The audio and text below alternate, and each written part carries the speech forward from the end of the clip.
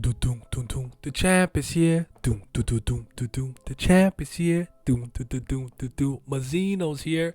Please like the video, subscribe, and hit the bell down to the goals to the 13-month series doesn't get you, and you can stay notified. You see how that man did that little meek, little punch and destroyed everything? He's nice. He's nice. Wall hike sung tattoo on my back. Yeah.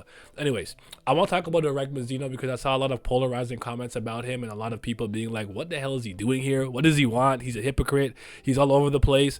And I think his character is truly kind of misunderstood because I find that he's a lot more multifaceted and nuanced than people give him credit for. Not to say, oh, he's super deep. Oh my God. That's not what I'm saying. He's still a pretty simple character in nature, but I do think that he's not getting the credit he deserves. He's not just a muscle man, meathead, come and fix and save the day, Deus Ex Machina, like some people are making him out to be.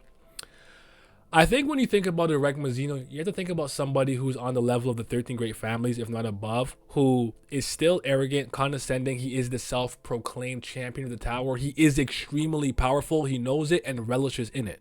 All those things are true.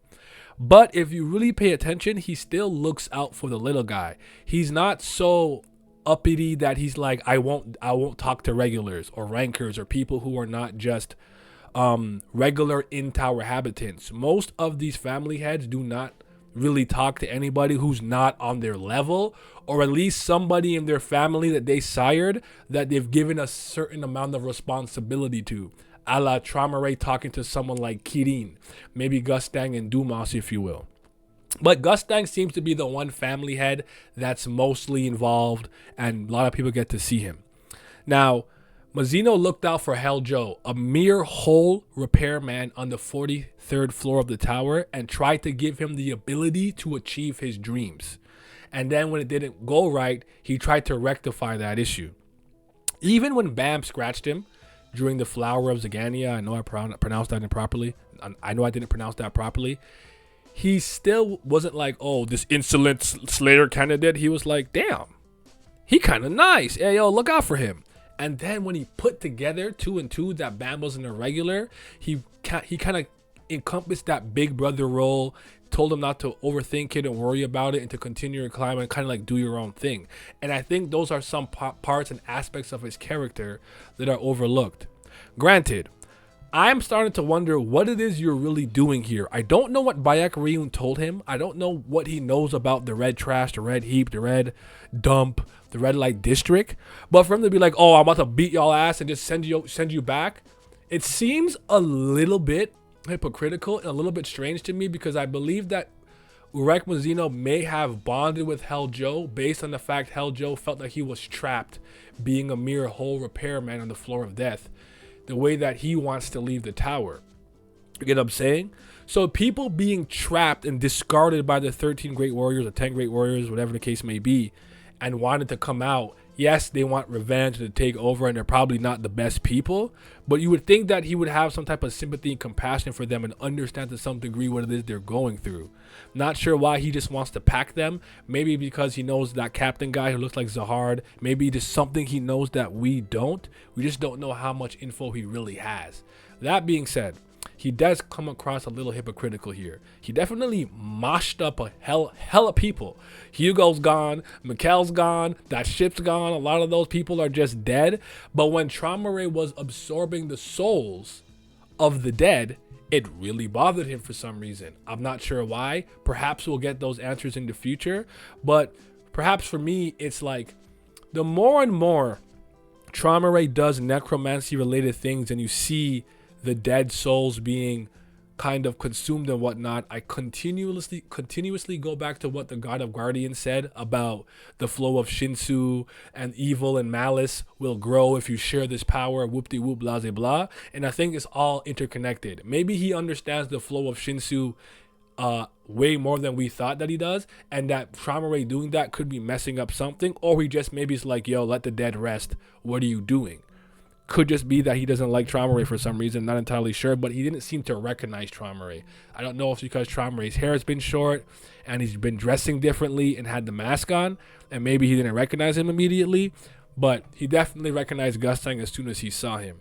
I believe that Urek Mazino is stronger than both of them individually. I don't know that he's stronger than both of them together. And I don't think it's going to become a 2v1 versus Traumare. I don't think so. I really don't know what's going to happen.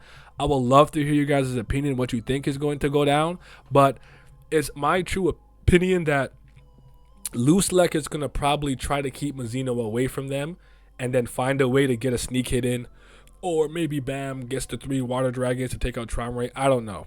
I have no idea. I don't know if Gustang's going down, Traumare's going down. They're both going down. It's hard to say. But Mazino being here to me isn't an issue because he's going to be fighting people who are on his level or in the same kind of power sphere as him. This is not him versus Hell Joe or like Karaka or something. These are irregulars who have reached a pinnacle of power. Him being here is not crazy. And Lusek is a top tier combatant. That is not an irregular. So him being here to me does not undercut any tension or ruin suspense. I don't think he can just fix any problem easily because he's already failed at stopping the escape of the revolutionaries. He's already failed. So I'm not entirely sure why people are looking at it from the perspective that they are, but everyone's point of view is different. I'm not mad at that.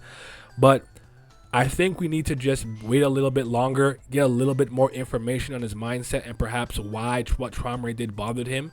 And maybe we get a flashback of Bayak Ryun speaking to him, telling him about the red trash heap, the red light district and things about it. And maybe that is too dangerous for them to be out here the way that they are.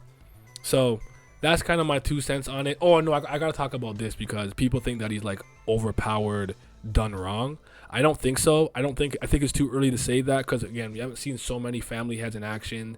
We haven't seen Enryu in action. The King Zahard in action. If SIU is actually going to put Phantom Minim back in the story in some capacity, who's in Axis, we haven't seen him in action. He's not even the strongest person necessarily off rip. It reminds me of the way people complain about Superman. Superman is not indestructible by any means. And a lot of people were comparing him to Gojo, but I actually would argue Gojo is overpowered done correctly. I'm not going to go into my whole spiel again.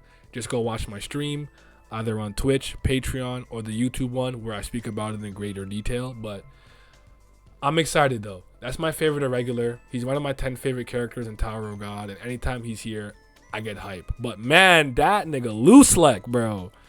Just lurking in the cut, put him in that like white dimensional space and said, nah, they finna escape, bro. You're not getting them. And I'm like, yo, I love it.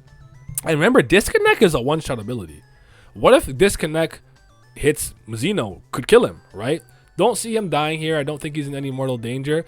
But I do think at some point, Bam is going to end up dealing with Enkidu, Bellerir, and or Holland with Endorsi. And then come into the mix. And then I think that is going to throw a monkey wrench into this whole thing. And we're going to see what's really going down. But with that being said, tell me what you guys think in the comment section below. The champ is here. The champ is here. Yo, what's up, Patreon people? I appreciate you guys as always for the continued support. Or if you're new, shout out to the CBLs. That's the certified BAM lovers. But a bigger shout out to the Priest of Fire. That's Brilliant Gang. They might be the real CBLs. And the biggest shout out to the 5th Zen Gods, the tier 3s.